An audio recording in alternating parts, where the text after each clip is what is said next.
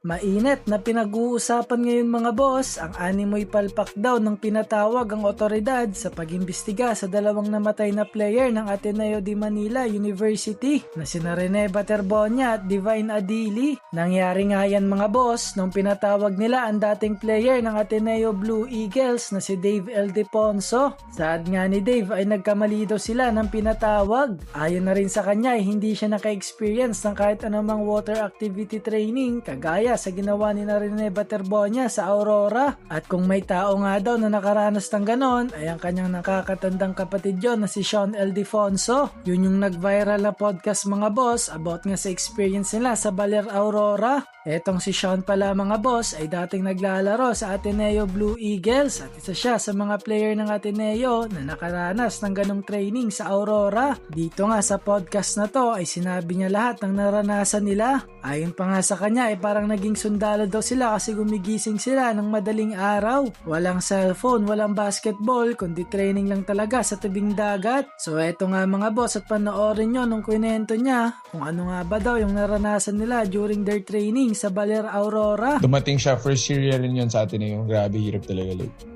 mga kailangan mo condition i-prove yung sarili mo sa practice pa lang. Tapos meron kami nung pumunta kami ng Baler. Yun. Grabe. Para siyang bootcamp big talaga. Walang basketball. As in sa beachfront lang kami. Tipin mo, first night ko dun. First night natin, mayroong siren at 4 a.m. Yung sa megaphone. Yung megaphone may siren. As in, kailangan nyo talaga gumising. Punta kayo sa beach. Parang pupush-upin kayo. Para talaga pang sundalo yung... Tapos, may mga parang challenges kami dati nun. Kailangan mo mag-relay papunta sa tubig. Sa Baler, ang lakas ng alon dun, di ba? Surf. So, parang kailangan nyo mag-relay, tag.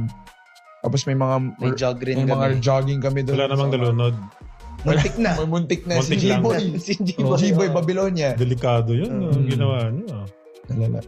Tapos meron doon mga challenges. Kunyari, yung first day mo, kunyari, 2 kilometer run ka lang. Kung hindi ka umabot sa time na kailangan mo matapos, dagdag ka 1 kilometer the next day. 1 week tayo. Mga 5 days. 5 days. Parang hell week yung tao. Hell week talaga. Parang siyang survivor. Tsaka kami nagluto ng pagkain namin nun. Yung coaches nun, buffet sila. Kami, pagod na kami, kailangan pa namin magluto ng pagkain. Miss mo na naman yung bahay. Oo, di ba? Miss ko na naman yung luto ni Mami. Anong niluto nyo? Anong klaseng luto yan? Siguro 1 linggong hotdog yan. Prito. Sports, di ba? Nilaga. Yung isa, adobo na sobrang alat. Kasi 1 linggong hotdog yan. Saka Pinakialaman. Safe. Adobo, nagluto kayo adobo.